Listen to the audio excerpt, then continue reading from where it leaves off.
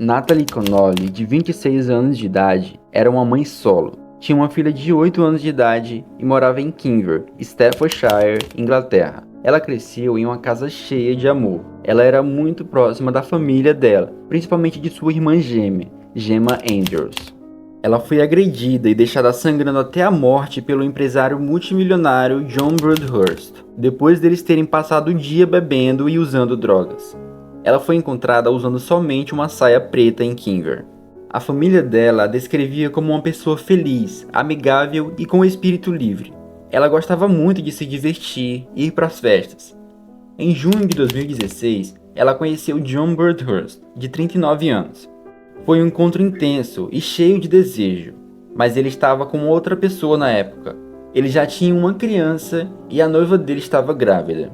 Depois de algumas semanas, ele acaba deixando sua noiva e leva Natalie para morar na casa dele juntamente com a filha dela. John estava vivendo em uma propriedade alugada de 5 quartos, porque a casa dele de verdade estava sendo reformada. Ou seja, ele era rico, e não pouco rico. A fortuna dele era de 15 milhões de euros. Toda semana, John dava uma quantidade de dinheiro para Natalie e até deu um carro novo para ela. As pessoas consideravam eles uma família feliz. Talvez porque eles estavam em uma espécie de lua de mel, já que o relacionamento era muito recente. Entre junho e dezembro, Natalie e John conversaram sobre a vida sexual deles com os amigos. E o que parecia, de acordo com a narrativa de John, era que Natalie era fã do sexo violento. E da perspectiva de Natalie, conforme ela conversava com a mãe e a irmã dela, na verdade era John que gostava mais dessas práticas do que ela. Ela chegou até mesmo a compartilhar fotos com a irmã e a mãe dela dos machucados que adivinham dessas relações sexuais violentas. Natalie dizia que John era bom de cama, mas que às vezes ele era muito agressivo. No dia 17 de dezembro de 2016, eles saíram para se divertir, comer e beber. Até aí tudo bem, daí eles consumiram substâncias ilícitas. Testemunhas relataram que não havia nada de errado com o casal, nenhuma discussão ou conflito. Estava tudo bem entre eles. No fim da noite, eles foram para casa de táxi. Natalie acabou perdendo o telefone dela no carro. O motorista acabou voltando na casa dela para devolver o celular. Isso era por volta de 23h20. Essa seria a última vez que alguém, além de John, veria Natalie com vida. Olá, meu nome é Gabriel e se você quer receber mais conteúdos como esse, se inscreve no canal. No outro dia, 9h23 da manhã, John faz uma chamada para o número de emergência 999. Ele relata que acordou e viu Natalie morta. Teria sido overdose? Ou será que ela teria se engasgado com o próprio vômito? Ele teria tentado fazer ressuscitação pulmonar, mas não funcionou. Quando os paramédicos chegaram, ficou muito óbvio que ela já estava morta já havia um bom tempo, pois o cadáver já estava com rigor mortis, que é quando o corpo desenvolve uma rigidez muscular geralmente entre 4 e 10 horas após a morte. Quando ela foi encontrada perto das escadas, ela estava sem roupas e a saia dela estava levantada por cima do abdômen e ela estava rodeada por uma poça de sangue. Ela tinha mais de 40 ferimentos, o que era bem suspeito. A autópsia mostrou muitas lesões no peito, nas costas e nas nádegas dela. Uma das cavidades oculares estava rompida. Os olhos dela tinham sofrido traumas abruptos severos, praticamente foram amassados, o que acabou causando tais ferimentos. No rosto dela havia sido colocado água sanitária, e ela também tinha sangramento interno. As lesões internas que ela tinha foram causadas na vagina dela, o que era parte da causa da morte de Natalie. Ela tinha uma quantidade gigantesca de álcool no sistema dela. Era tão grande que poderia ter sido a principal causa da morte. Basicamente, era como se Natalie tivesse bebido o equivalente a 5 garrafas de vinho, ainda mais misturando isso com outras drogas que ela havia consumido. Ao contrário, John parecia significativamente menos bêbado que ela e consequentemente capaz de tomar decisões e fazer escolhas. Pensou-se que ela havia morrido muito rápido depois de ter sofrido as agressões e ter sido deixada próximo da escada. Com os machucados internos, havia uma artéria rompida. O patologista afirmou que pelo nível de álcool no sangue dela, provavelmente ela estava inconsciente.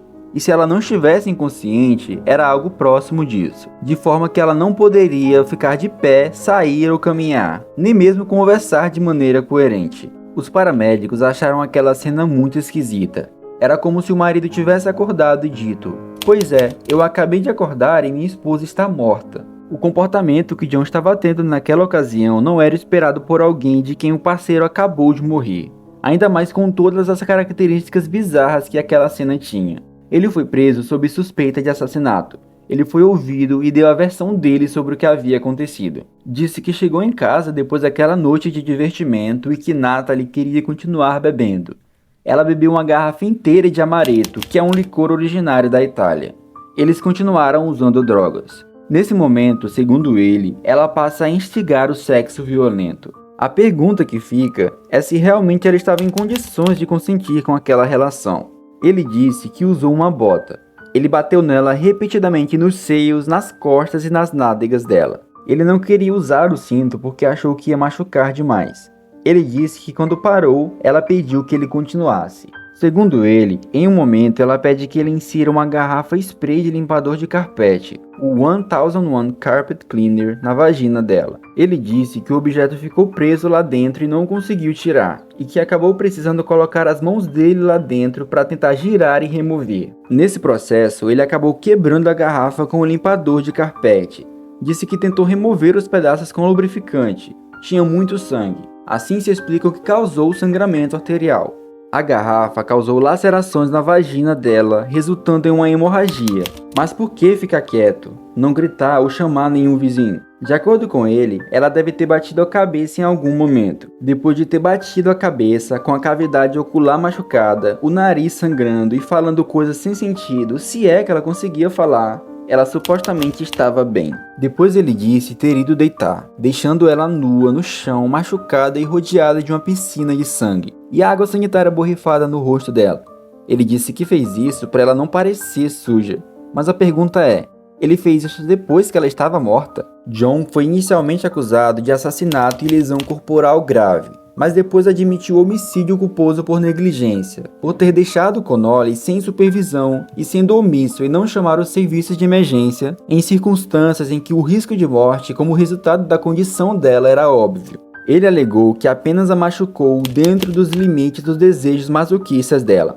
No julgamento, ele usou a defesa dos 50 tons de cinza, que acabou se popularizando depois do lançamento do filme, argumentando que os dois praticaram sexo violento consensual, mas que acidentalmente acabou matando a vítima. Segundo ele, a vítima e o próprio acusado tinham um interesse em masoquismo. Isso acabava colocando a culpa pelo que aconteceu com Natalie na própria vítima, já que ela tinha pedido e consentido com tudo. A acusação foi mudada para homicídio culposo durante o julgamento pelos promotores. John foi condenado a 3 anos e 8 meses em regime fechado, mas foi liberado depois de passar 22 meses encarcerado. Na sentença, o juiz Julian Knowles disse que o acusado mostrou evidente descuido por uma mulher evidentemente embriagada e machucada. O pai de Natalie, Alan Andrews, disse que não acreditou na sentença que foi dada a John. Ele afirmou que é uma desgraça saber que você pode ser solto em 22 meses por fazer o que ele fez com sua filha, e que isso é inacreditável. Que a maneira como ele deixou ela nas escadas, sem dignidade, desconfortável, foi chocante. Como ele ignorou toda a gravidade da situação, não chamando os serviços de emergência, simplesmente deixou ela para morrer. Disse que é necessário chegar a um consenso sobre o que aconteceu com sua filha por meio do sistema de justiça.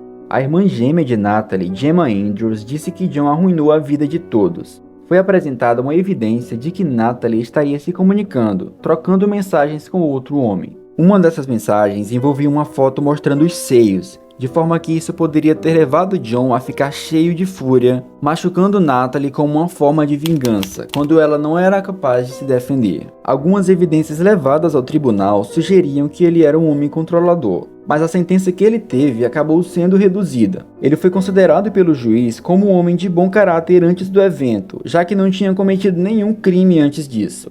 Quando se tenta justificar um assassinato usando a defesa dos 50 tons de cinza, geralmente se afirma que tudo começou como uma relação de acordo, e que aspectos como sadomasoquismo ou jogo sexual podem ter dado errado, ou ter ido longe demais. Tudo isso agravado por uso de álcool e drogas. Dessa forma, se entende que a morte não foi intencional, e o réu pode ter suas acusações reduzidas de homicídio doloso para homicídio culposo, conseguindo uma pena menor. A responsabilidade do crime também é transferida do assassino para a vítima, e o histórico sexual dela costuma ser exibido em detalhes nos tribunais e divulgado pela mídia. Os membros do parlamento da Inglaterra queriam banir essa linha de defesa dos tribunais. Nos anos 70, ao menos 60 mulheres foram mortas por violência sexual consensual no país. 16 aconteceram nos últimos 5 anos, e em 45% dos julgamentos, a morte foi entendida como acidental, gerando como consequência disso penas menores e até mesmo absolvições. Tony Van Pelt, presidente da National Organization for Women,